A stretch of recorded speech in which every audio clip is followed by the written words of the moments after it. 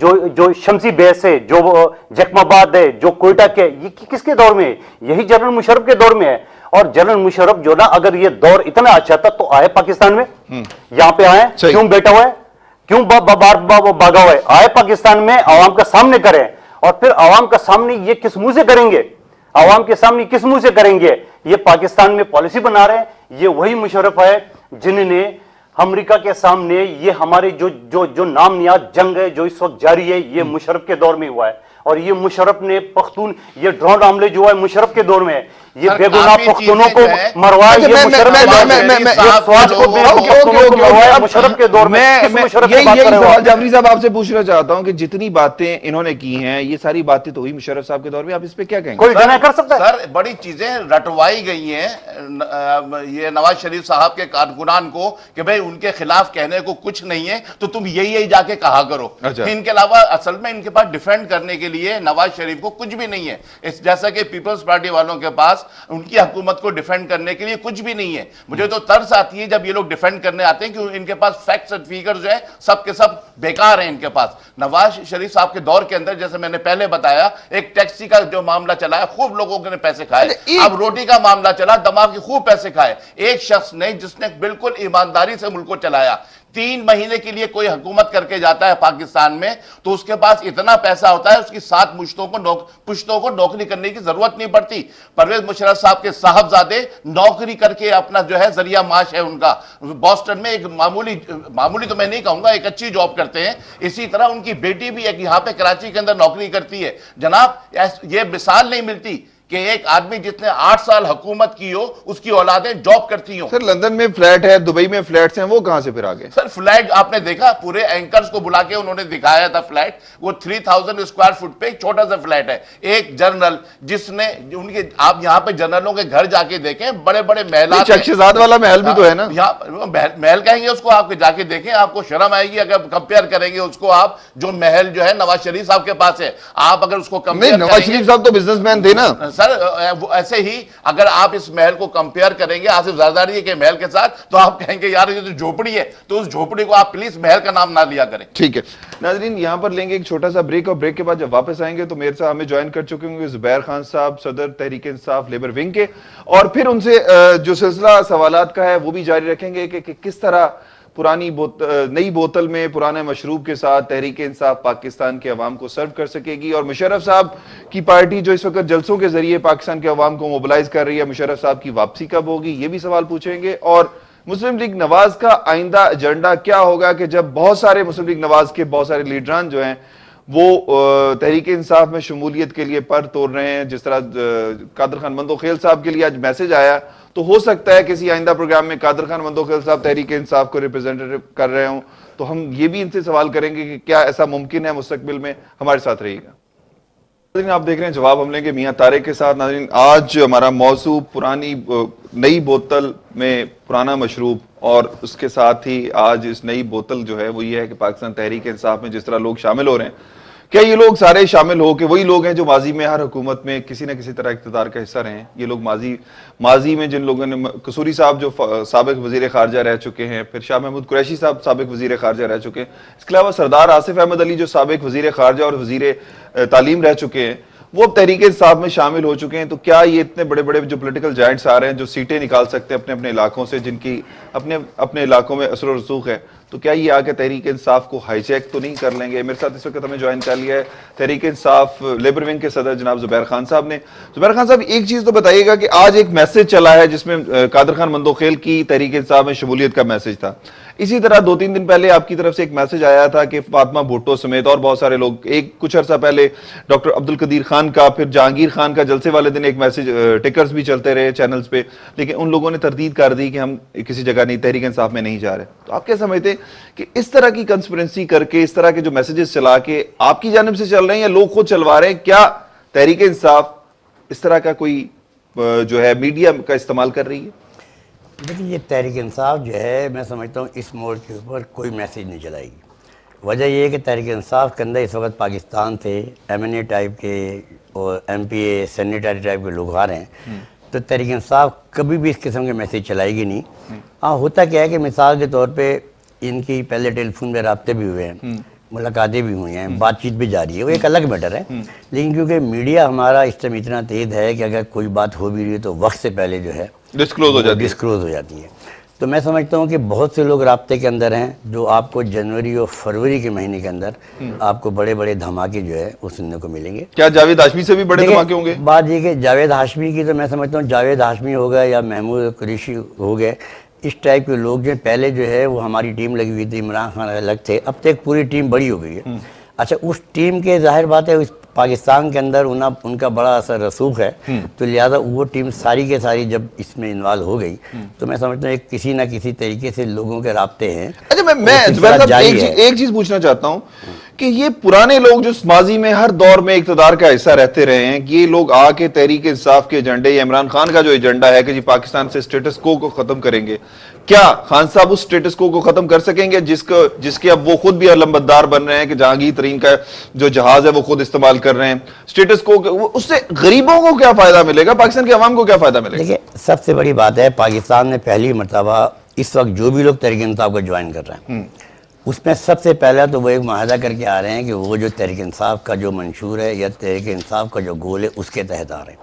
और दूसरी बात यह है कि सब अपने असासे जो हैं, आदों ने असासे अपने इमरान खान के बाद जमा भी करवा दिए, वो सब अपने असासे जमा कराएंगे और वो या आप ये समझ लेंगे जो हमने 10 रुकनी एक हमारा बोर्ड बनाया, एक हमारा पार्लिमानी बोर्ड और बनेगा।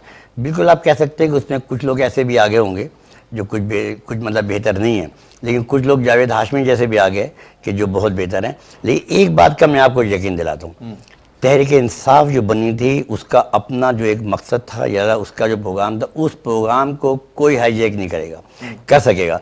उसकी वजह देखिए, हमारे एजेंडे में सबसे पहले तो एक अदलिया बिल्कुल आज़ाद होगी, पुलिस का बिल्कुल क्लियर होगी, तो हम समझते हैं कि हमारे पास तो कोई भी नहीं कर सकेगा। एक चीज बताइएगा, जब इतने बड़े बड़े पॉलिटिकल जायंट्स आ जाएंगे, जब इनकी कंट्राडिक्शंस होगी, इनकी बातें नहीं सुनी जाएंगी, जिस तरह कहा यह जाता है कि खान साहब का और शाह महमूद कुरैशी का इस बात पे भी इख्तलाफ हो गया था कि नवाज शरीफ के खिलाफ जो आपकी पार्टी का स्टांस है उस पर सीज फायर कर दिया जाए या पीपल्स पार्टी को या जरदारी के खिलाफ ही काम करें। ये बताइएगा कि ये इतने बड़े बड़े पॉलिटिकल जायंट क्या पार्टी को आपको हाईजैक नहीं कर लेंगे? नहीं, मैं आपको बताऊं ये भी अफवाह है। अच्छा, मैं हर मीटिंग में होता हूँ, मैं सेंट्रल कमेटी की मीटिंग में होता हूँ। ये सिर्फ एक इस वक्त जो है तहरीक इंसाफ जितनी तेज़ी से पॉपुलर हो रही है तो मैं समझता हूँ उसके खिलाफ एक तमाम जो लोग इत्तेहाद में शामिल हैं वो मुख्तलिफ़ किस्म के प्रोपेगेंडे कर रहे हैं। और दूसरी बात मैं आपको बताऊँ, इस मुल्क के अंदर तहरीक इंसाफ जिस वक्त इमरान खान साहब थे तो यही हमारा मीडिया, यही लोग कहते थे आप अपनी सीट कैसे जीतेंगे, आप तो अपनी एक सीट भी नहीं जीत सकते। अच्छा, उसके बाद जब लोग आने शुरू हुए, दरवाजे खोले हैं, तो अब वो कह रहे हैं गलत, तो सही लोग भी आ गए। बात इतनी सी है, जो लोग भी आ रहे हैं उस पर बिल्कुल बहुत अच्छे लोग भी आ रहे हैं, कुछ ऐसे लोग भी होंगे, लेकिन जिस वक्त तहरीक इंसाफ टिकट देगी तो एक तो आप उस वक्त मजा कीजिएगा। और दूसरी बात मैं बता दूं, जितना प्रोपेगेंडा इस टाइम पे तहरीक इंसाफ के खिलाफ हो रहा है, आवाम सुनने को तैयार नहीं है। ठीक है। अच्छा जाफरी साहब, एक चीज बताइएगा कि देखा आपने देखा कि तहरीक इंसाफ ने एक कामयाब जलसा किया है, आपकी क्या एक्सपेक्टेशंस हैं कि आप तहरीक इंसाफ जैसा जलसा या उनसे बड़ा जलसा करेंगे, और इस जलसे में क्या क्या आप लोग अनाउंस करेंगे? क्या मुशर्रफ साहब की वापसी के बारे में भी कोई अनाउंस किया जा रहा है? क्या मुशर्रफ साहब जल्द पाकिस्तान में होंगे? कब तक एक्सपेक्टेड है? देखिए जी, हमारा कोई मुकाबला नहीं है किसी से जलसे के सिलसिले में। ठीक है कि इनका जलसा इतना बड़ा हुआ और इनका जलसा इतना बड़ा हुआ तो हम भी इतना बड़ा जलसा करें। हमने तो अवाम को इनवाइट किया है और अवाम, मुझे यकीन है, उन्होंने अब तक भूले नहीं है परवेज मुशर्रफ साहब का दौर। तो इंशाल्लाह उनके इन्विटेशन पे हमको पूरा यकीन है कि हजारों का बल्कि लाखों के अंदर भी हो सकता है कि जलसा ये हो। क्योंकि लोग याद कर रहे हैं उनको। लोगों के पास नौकरियां थी उस वक्त, लोगों के पास खाने को था उस वक्त, लोग इन्वेस्टमेंट आ रही थी, बिजनेसमैन खुश था उस वक्त, पूरे दुनिया के अंदर पाकिस्तान की इज्जत थी उस वक्त। पाकिस्तान का सबसे बड़ी चीज मोरल हाई था। लोग जो है अपने आप को कहते थे हम पाकिस्तानी हैं। बाहर में भी जब मैं चक्कर लगाने जाया करता था, लोग कहा करते थे हम फखर से मैं पाकिस्तानी हूं। आज ये कहते हुए लोग डरते हैं कि मैं पाकिस्तानी हूं।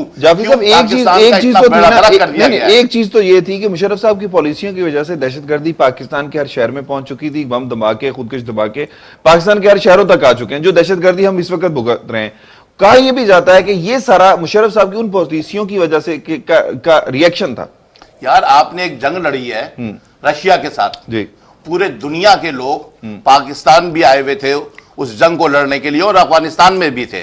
آپ لوگ پوری ہسٹری بھول جاتے ہیں. اور وہ لوگ جو جنگ لڑنے آئے تھے, جب جنگ جیت لی رشیا سے اور پاکستان نے ہی جیتی, اور جنگ جیتنے کے بعد جب ان کی اولادیں یہاں پہ ہوئیں, وہ بڑی ہوئیں. جب وہ بڑی ہوئیں, آپ نے ان کا صحیح طرح ٹیک کیئر نہیں کیا, تو وہ لوگ بڑے ہو کے یہاں پہ انہوں نے سب کچھ جو کچھ کیا انہوں نے کیا. یہ پرویز مشرف صاحب کی پالیسی نہیں تھی, بلکہ پرویز مشرف صاحب کی پالیسی کے بارے میں تو لوگ یہ کہہ رہے ہیں کہ انہوں نے ڈبل سٹینڈرڈ کیا ہوا تھا. ایک طرف یہ امریکہ کو کہہ رہے تھے کہ ہم تمہارے لیے کر رہے ہیں, اور دوسری طرف جو ہے یہ اصل میں پاکستان کو ہر طرح سے سپورٹ کر رہے تھے. اور جہاں تک آپ نے جلسے کے بارے میں مجھ سے پوچھا ہے, 8 تاریخ کو انشاءاللہ ہمارا جلسہ ہوگا, اور آپ دیکھیں گے کہ پاکستانی عوام, کیونکہ ایک ایک کے دل میں اس وقت مشرف بسا ہوا ہے, کیونکہ جب آدمی کے پیٹ خالی ہوتا ہے تو آدمی جو ہے, ویسے میاں نواز شریف کے دل میں تو نہیں ہے, ویسے بسے ہوئے ہوں گے, لیکن کسی اور میں نے شروع میں کہا میاں شریف کے, نواز شریف کے کیسے ہوگا, ان کو تو مشرف فوبیا ہے, ان کو تو ان سے خوف آتا ہے, ان کو خوف آتا ہے, اس لیے خود بھی وہ جو بھی جلسہ کرتے ہیں, جو بھی بات کرتے ہیں, ان کی بات مشرف پہ شروع ہوتی ہے اور مشرف پہ ختم ہوتی ہے. تو بڑا پیار کرتے ہیں, کہتے ہیں اگر نفرت سے بھی کسی کو یاد کرو تو یہ محبت کی نشانی ہے. لگتا ہے یہ بڑی محبت ہے نواز شریف صاحب کو. مجھے منتقل صاحب یہ بتائیے کہ میاں صاحب کو بڑی محبت ہے مشرف صاحب سے, اور مشرف صاحب جب پاکستان واپس آئیں گے تو کیا ہوگا؟ کیا وہ جو کیسز جس کے بارے میں کہا جاتا ہے کہ مشرف صاحب کو پاکستان لا کر اریسٹ کیا جائے, ان کے خلاف ٹرائل کیا جائے, کس طرح انہوں نے 2 دفعہ پاکستان کا آئین توڑا, کس طرح انہوں نے عدلیہ کو کارنر کرنے کی یا پابند سلاسل بلانے کی کوشش کی, وہ سارے جو ہے وہ ایلیگیشنز ہیں, ان پر کس طرح عمل درآمد کروائے گی مسلم لیگ نواز؟ جعفری صاحب نے خوب کہا کہ ساری عوام جو ہے نا مشرف کا انتظار کر رہا ہے. بالکل میں کہتا ہوں انتظار کر رہا ہے. شاہزین بھٹی قبیلہ, غیرت مند بلوچ, لال مسجد کے لواحقین, معصوم بچوں کی والدین, یہ سب ان کا انتظار کریں گے. یہ آئے تو صحیح, یہ خود پھر پتہ چلے گا. نواز شریف صاحب خود کچھ نہیں کر سکتے, تو انہوں نے اپنے ورکرز کو ٹرین کیا ہے کہ یہ بھٹی والوں کو آپ چڑھاؤ, اچھا تاکہ ان کو غصہ ہے. تو یہ ہر وقت اپنی میٹنگ میں یہی کرتے ہیں, یہ چیزیں یاد دلا کے یہ ان کو غصہ دلاتے ہیں. یہی روایت دے رہے ہو تو پھر مجھے بھی بیچ میں میں بول سکتا ہوں بیچ میں. یہ ان کی خوش فہمی ہے. ایک جنرل غاصب جس نے پاکستان کو تباہ و برباد کیا, لال مسجد میں کیمیکل پہن کے اڈیاں جو ہے وہ پاؤڈر بنا دی انہوں نے. میں کہتا ہوں اتنا اذیتناک, اتنا میں کہتا ہوں کیا خوفناک دور جو مشرف گزر گیا ہے. یہ روڈ, یہ برج سے عوام کا پیٹ نہیں بھرتا. جا کے ان سے پوچھو جن کا جوان بیٹا شہید ہوا, جا کے ان سے پوچھو جن کے جوان بیٹی جو ہے نا لال مسجد میں گئی, جا کے ان سے جو معصوم بچہ وہاں پہ گل گئے, تب پتہ چلے گا اس کو. لیکن ان کو کیا پتا, یہ تو ڈکٹیٹر تھا. ڈکٹیٹر کو کیا ہے, وہ تو قتل کو ہٹلر والی پالیسی. مشرف صاحب کا ایک انٹرویو میں نے بعد میں دیکھا جس میں انہوں نے کہا کہ مجھ سے یہ سارا کچھ کروایا گیا, میں نہیں کرنا چاہتا تھا, مجھے میرے ایڈوائزرز نے مروایا. تو کیا آپ سمجھتے ہیں کہ ان کے مشرف صاحب اگر اریسٹ ہوتے ہیں, کچھ ہوتے ہیں, ان کے ساتھ ان کے ایڈوائزرز بھی جو خواہ چودھری شجاعت ہو یا دیگر لوگ ہیں جنہوں نے NRO بھی کروایا ہے, تو وہ لوگ بھی اریسٹ ہوں گے؟ تو آ جائے مشرف صاحب, آ جائے سلطانی گواہ بن جائے, اور پھر اس کو وہ بتا دے. یہ دیکھو, یہ اپنے سر سے بلا اٹھانے کی یہ ان کی غلط فہمی ہے. انہوں نے پہلے کہا کہ حکومت کا جو چیف ایگزیکٹو تھا وہ شوکت عزیز تھا, میں نہیں ہوں. شوکت عزیز کا اگلے دن بیان ہے, بھائی میرے پتہ ہی نہیں ہے, مشرف نے خود ہی کرنا, سب کچھ کرنا تھا. تو یہ اپنے سر سے بلا اتارنا چاہ رہا ہے, مگر میں کروں یعنی کمبل چھوڑنا چاہتا ہے, چھوڑنا چاہ رہے ہیں. مگر میں چاہوں گا کہ جو شہدا ہے پاکستان میں, جہاں جہاں ظلم اس نے کیا ہے, جہاں جہاں انہوں نے امریکہ کے ذریعے ڈرون حملے کے ذریعے معصوم ہماری قبائلی عوام کو مروایا ہے, یہ میں ریپیٹ کروں تمام جہاں جہاں شہدا ہے, ان کا اتنا پرتقبال استقبال ہوگا کہ مشرف کیا ان جرنلوں کا, یہ ڈکٹیٹروں کا نسل یاد رکھے کہ اس کا کس طرح استقبال ہوگا. ساری باتوں میں انہوں نے ایک بات صحیح کی ہے کہ پرویز مشرف صاحب کا زبردست استقبال ہوگا. ہاں ہوگا, اس طرح اب یہ بہت زبردست بات کی, یہ حقیقت ہے. انشاءاللہ یہ دیکھیں گے اور دنیا دیکھے گی, اور پاکستان کی عوام جو ہے ایسے والہانہ انداز میں ان کا استقبال کرے گی کہ یہ سب دیکھ کے دنگ ہو جائیں گے. اچھا, دوسری چیز انہوں نے لال مسجد کے بارے میں کہا. ابھی یہاں سے ثابت ہوگا کہ یہ غلط بیانی سے کام لیتے ہیں, ان کی ہر بات غلط ہے. ایک باپ کو لے کے آئیں جو آ کے یہ کہے کہ میری بیٹی شہید ہوئی تھی, کسی ایک بھائی کو لے کے آئیں جو آ کے یہ کہے کہ میری بہن شہید ہوئی تھی, ایک شوہر کو لے کے آئے